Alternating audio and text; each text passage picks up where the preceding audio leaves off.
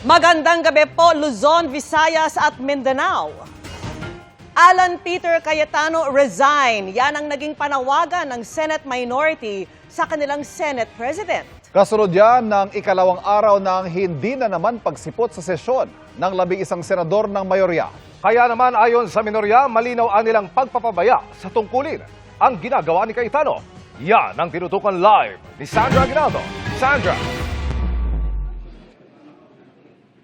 Vicky, Ivan, Emil, sa ikalawang nga pong pagkakataon ay hindi naman nagkaroon ng sesyon dito sa Senado dahil hindi nga po nakarating ang majority senators. Paliwanag naman po ni Senate President Alan Peter Cayetano, bahagi ito ng kanilang strategy para umanong matuloy yung hearing ng Blue Ribbon Committee kaugnay sa flood control projects.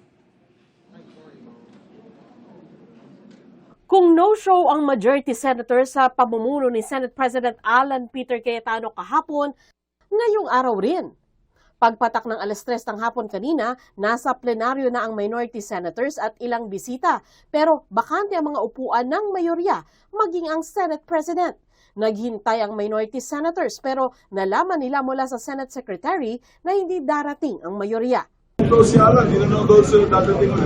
Kasasabi lang ni Zubiri nito nang mag-Facebook Live naman si Cayetano. Ipinaliwanag niya kung bakit wala ang 11 majority senator sa sesyon. Anya, paraan ito para hindi maapektuhan ang trabaho ng mga komite ng Senado, partikular ang Blue Ribbon Committee na nakatakdang magsagawa ng pagdinig sa flood control mess sa Huwebes. May kasamang mga protesta yon, protest against a puppet Senate na gusto nila.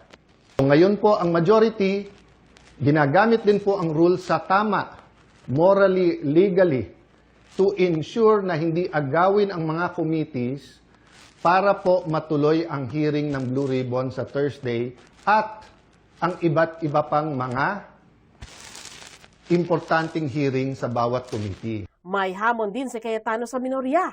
Kung may sapat na numero daw sila na 13, bababa na siya bilang Senate President. Ito kasi ang numerong kailangan para maging mayorya. Pumili tayo ng 13, I'm ready to go anytime, any day. Matapos ang live ni Cayetano, humarap sa media ang 11 minority senators. Hiningi nila ang pagbibitiw ni Cayetano. It's a direct violation of the rules of the Senate and a serious disrespect for the institution and the Filipino people. Senate President Alan Peter Cayetano should resign as he has shown that he cannot function as the leader of the Senate anymore. Sa pinagsamang pahayag ng minorya, sinabi rin nila ang hindi pagdalo ng majority senator sa sesyon ay pag-abandona sa kanilang tungkulin. What happened today was a clear abandonment of responsibility, a dereliction of duty, and a blatant disregard of the rules that govern this institution. Because the Senate cannot be made to stop working simply because its presiding officer refuses to lead. Under Rule 14, Section 41, the rules of the Senate President may postpone the holding of the session after consultation with the majority leader and the minority leader.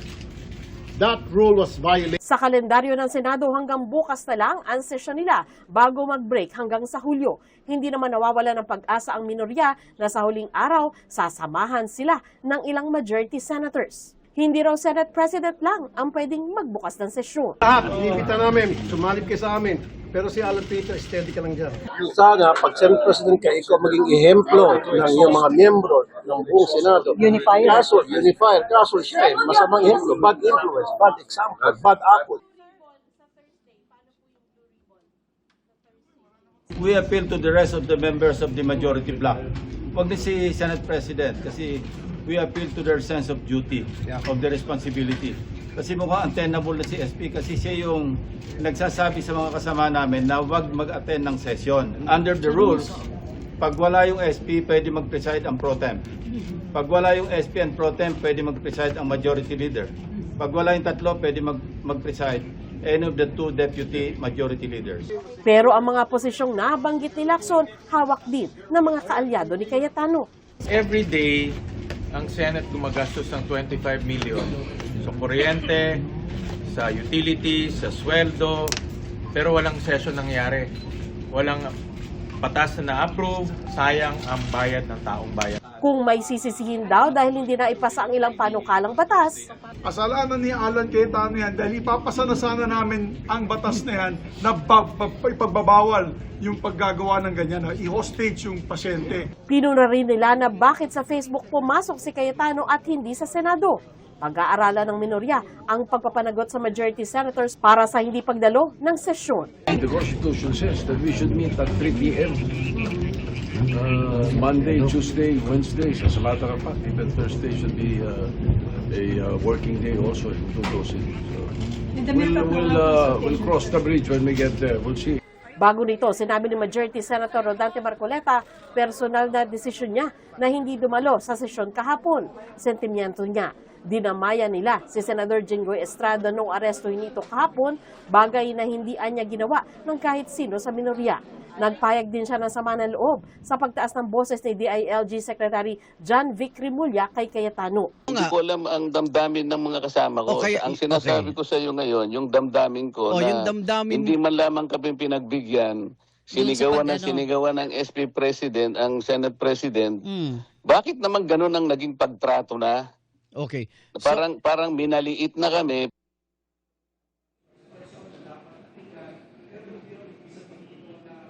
Emil, sinabi nga po dito sa Senado na hindi raw hahadlang ang minority doon sa pinaplano na sesyon o hearing kaugnay sa flood control sa Huwebes. At gayon din, umaasa sila na may papapala pa rin sila doon sa sesyon bukas dahil maaari raw na merong ilang majority senators na dismayado sa pamumuno ni Senate President Cayetano. Emil?